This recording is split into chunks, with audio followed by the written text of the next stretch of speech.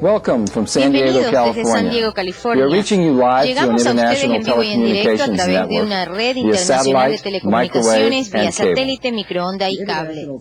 El International Training Center de San Diego State University nos une a todos una vez más a través de este programa, which joins organizations in Mexico, Cuba, the Dominican Republic, Costa Rica, Panama, Colombia, Venezuela, Peru, Ecuador, Brazil, Bolivia, Paraguay, Argentina, Spain, and the United States of America.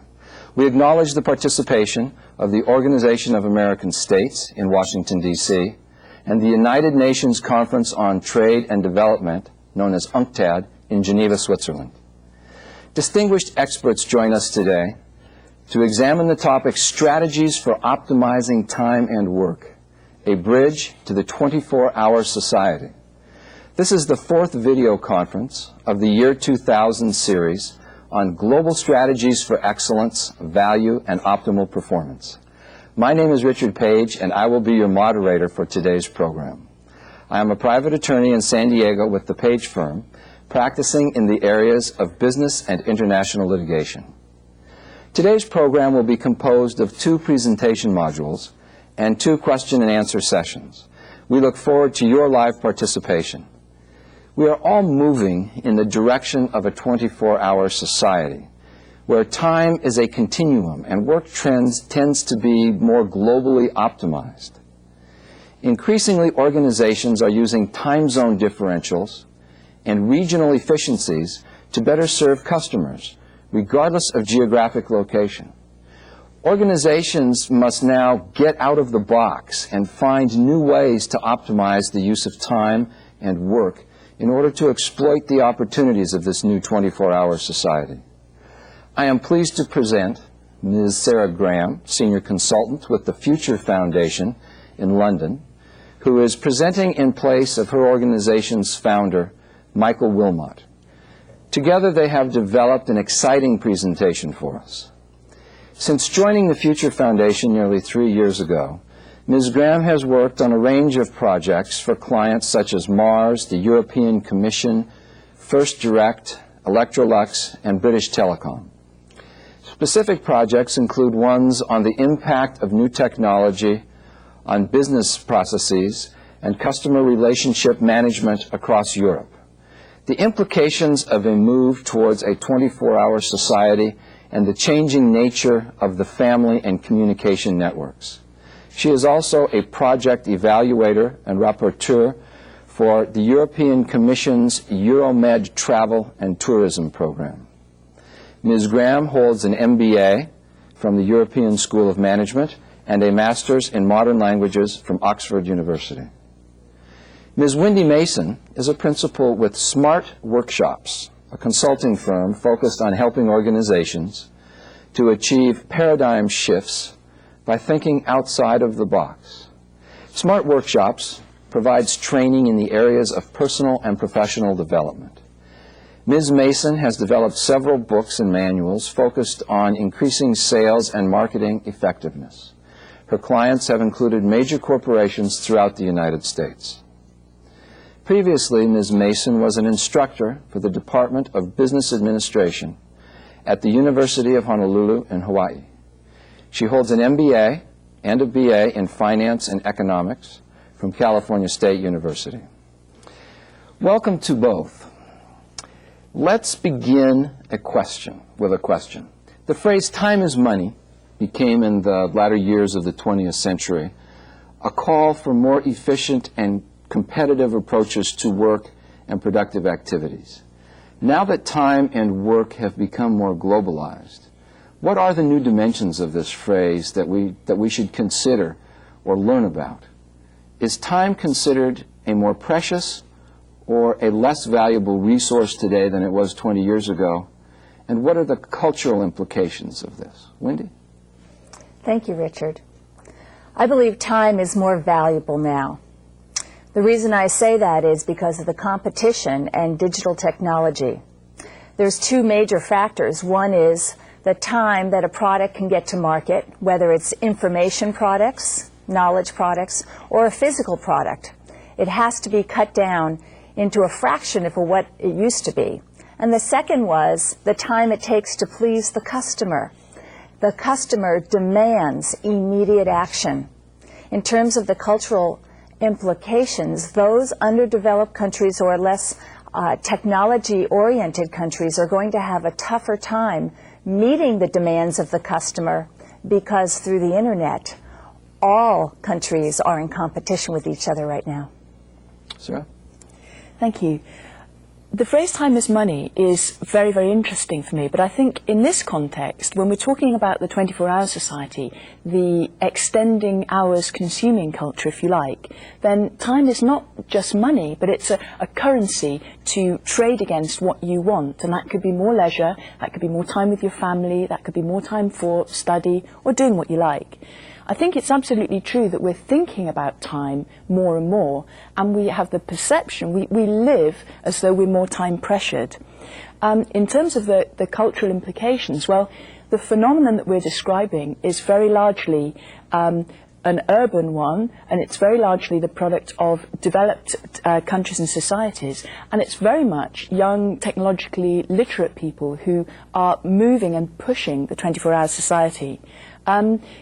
I think the point is about globalization, as you, Richard, mentioned, and you, Wendee, is absolutely right. And it's that's going to force companies and businesses and individuals to really make sure that they operate properly in this environment. Thank you for your answers. Next, Ms. Sarah Graham will discuss our move towards becoming a 24-hour society.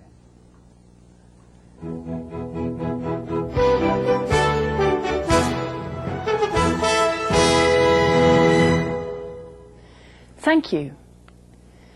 Last summer, Michael Willmott described the emergence across the globe of a 24-hour society.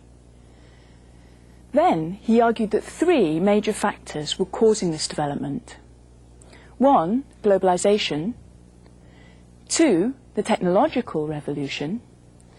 And 3, increasing consumer demands for and expectation of service to be delivered when and where they want. Over the past year, these trends have continued. Our own research in Britain has shown, for example, that the number of people who sometimes do their grocery shopping after 6 in the evening now outnumber those who never do, a significant change over the course of just 2 years.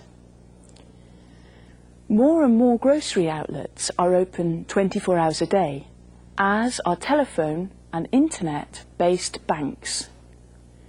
The growth in telephone and internet usage continue to suggest that the move to a 24-hour society proceeds, if anything, at an accelerating pace. The British government has just announced that it plans to repeal alcohol licensing laws originally introduced in the First World War to ensure munitions workers were sober, to allow for 24-hour opening, influenced in part, I believe, by the Future Foundation's work in this area. These trends are observable elsewhere in the world. In Japan, for example, late-night and 24-hour businesses are thriving to such an extent that there are now a number of guidebooks and magazines devoted to them. A book titled 2324 has 230 pages of data on 24-hour businesses and the services they offer in Tokyo's 23 administrative districts. There is also evidence that consumers are becoming even more demanding as they recognize their power in the consumer-dominated economy that has replaced the supplier-driven one. Our research shows that many consumers are not loyal to any given company and are happy to change if they're disappointed with product or service delivery. In the course of just 1 year, a quarter of people had become less loyal to a range of well-known brands in Britain, ones like Coca-Cola, Marks & Spencer, and British Telecom. Consumers have high expectations, and if these are not matched, they will readily take their custom to another supplier. This is forcing companies to stay open and operate for longer hours, to be available when the customer demands it. While the development of the demanding consumer continues at a steady pace, the impact of the technological revolution seems to be accelerating. New technology take-up often follows an S-curve pattern, with a relatively slow initial take-up, followed by a period of rapid acceleration, and then, lastly, a slowing down of the numbers of additional people or households acquiring the new technology. In North America, across Europe, and in other parts of the developed world, we are now witnessing that middle, very fast uptake of internet-based technologies. In Britain, around a third of households now have access to the internet via a PC in their homes, a figure we expect to double over the next 3 years. But it is not just PCs that will provide access to the internet. So too will digital televisions, mobile phones and games consoles. Britain is at the forefront of the digital television revolution, and take-up there since its launch 18 months ago has been enthusiastic. Many people, and more than a number of commentators, myself included, have opted for and are using the interactive option that allows the purchasing of goods and services via the television. At the Future Foundation, we expect 50% of homes to have a digital TV within 3 years, and the majority of those to have interactive capabilities. But perhaps the most exciting development, and certainly the one with most implications for the 24-hour society and all that it stands for, is the new generation of internet-enabled mobile phones that are about to be launched. In European terms, Britain has by no means the highest penetration rates and usage of mobile phones. The Scandinavian countries hold that honour. But even in Britain, 50% of the teenage and adult population now owns a mobile phone, and we estimate that this could be 90% in 5 years' time. Many of these will be internet-enabled, allowing people to shop, bank, and access information databases when and where they like. Then a true 24-hour society will have arrived. In the less advanced economies, the new media environment is, of course, less developed. In Latin America, for example, PC penetration is below 10%, while internet penetration is between 1% and 2% in most countries. This compares with television penetration in these countries of 90 or more %. If the internet becomes as ubiquitous as the television, as it surely will, then this suggests high degrees of penetration eventually across the globe. Unfortunately, the problem in such countries is the lack of fixed telephone lines into people's homes, with between 10 and 20 phones per 100 people in Latin America, compared to around 70 per 100 in the United States. A solution may be on hand, though, with mobile telephony, which can bypass the need for heavy, fixed-line infrastructure investment. Already, the continent is rapidly embracing mobile technology, with the number of mobile phone users growing during the course of 1999 by 83% in Mexico, 66% in Brazil, 34% in Venezuela, and 31% in Argentina. This technological revolution is quickening the pace of change, of society and of markets. The opening lines of a recent report in London's Financial Times of a new exhibition called, appropriately, Le Temps Vite, Time Fast, in Paris, France, makes the point. Jackie Vulschlager wrote, "6 years ago, I could not have caught the high-speed train from London and seen this wonderful exhibition in Paris 3 hours later. I would not have filed my review by email. I could not have described, as I was seeing them, the red and yellow tunnels of the Pompidou Centre to my daughter on my mobile. Our concepts of time and space are changing faster than ever before. It took centuries for the common man to appreciate the leap from written to printed word, decades before the invention of the railway made the stagecoach obsolete. But now technology overtakes us in a gasp. This pace of change creates a seeming paradox in that it promotes the rise of short-termism, you're only as good as last quarter's results, while simultaneously focusing attention on the future, as demonstrated by the plethora of books on futurology. The problem is, if things are moving so fast, it becomes all the more important to anticipate change, but harder to do so accurately. As Stuart Brand points out in his book The Clock of the Long Now, if taking thought for the future was essential in steady times, how much more important is it in accelerating times, and how much harder? It becomes both crucial and seemingly impossible. It is not just IT, but scientific innovation, aided of course by IT, that in general is speeding up, affecting people's lives more directly.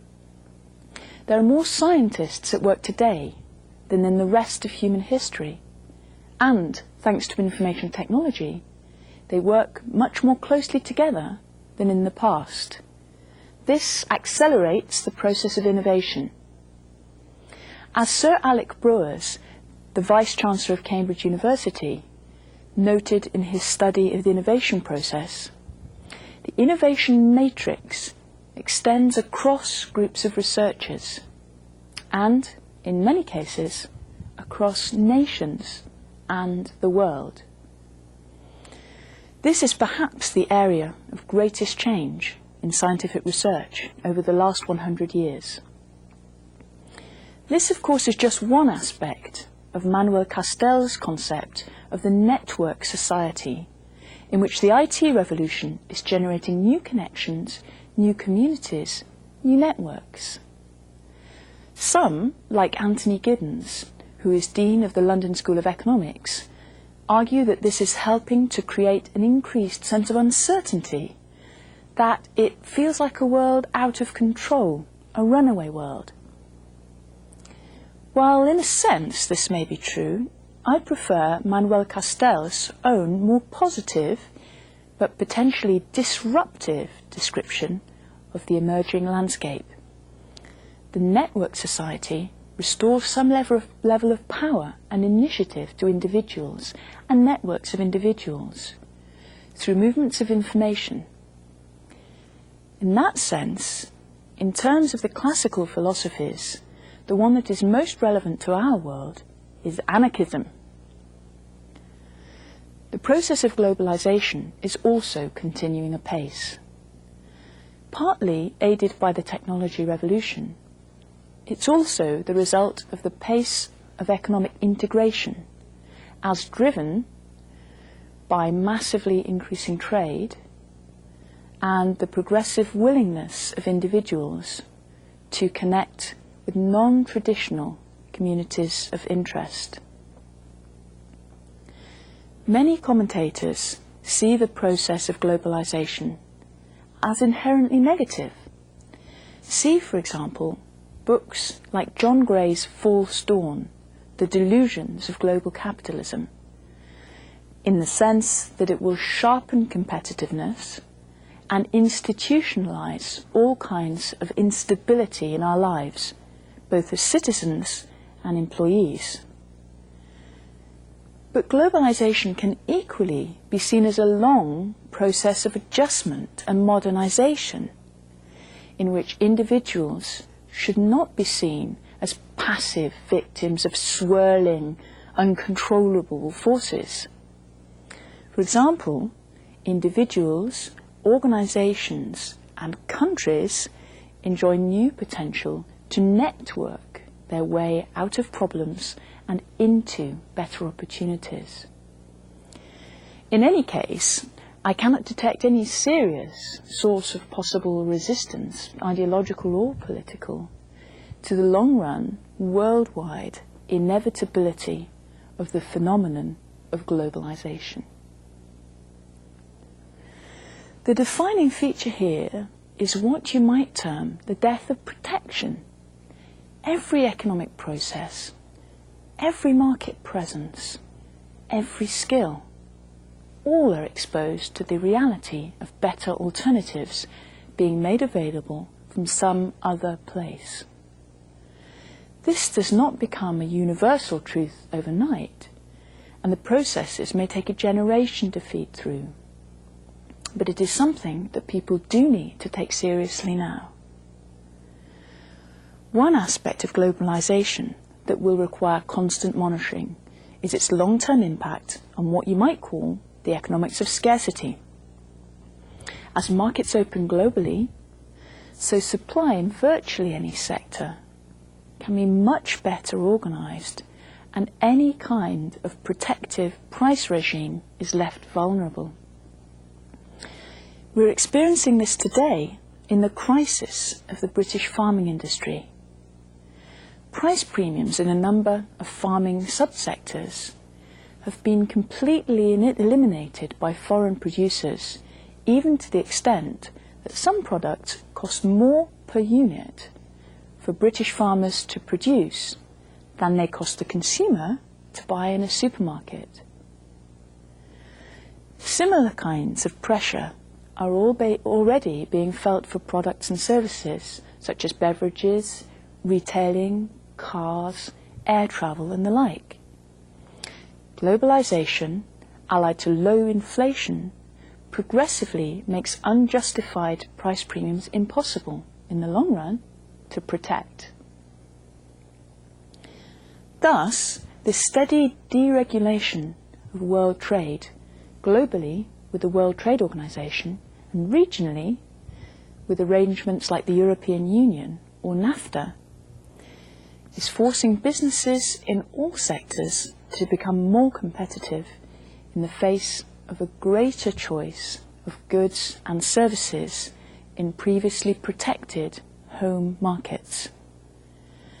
The growth of world trade has been significant over recent decades and has accelerated rapidly during the 1990s as the increase in trade has greatly outstripped the growth in world output. Between 1985 and 1998, world output increased by 36%, world trade by 121%. Thus, in most market sectors, there's a growing need to create and sustain competitive advantage through focusing on core competencies, building strong and valued brands, and keeping costs under control. This is having a major impact on employment and working practices. Downsizing and the restructuring of corporations, both multinational and national, have resulted in ever more functions being contracted out to other companies. Not surprisingly, employees' perceptions of their own job security have plummeted as a result. This mix of increased competition and reduced job security has been critical in the emergence of a new political philosophy that, in Europe, has been labelled the third way.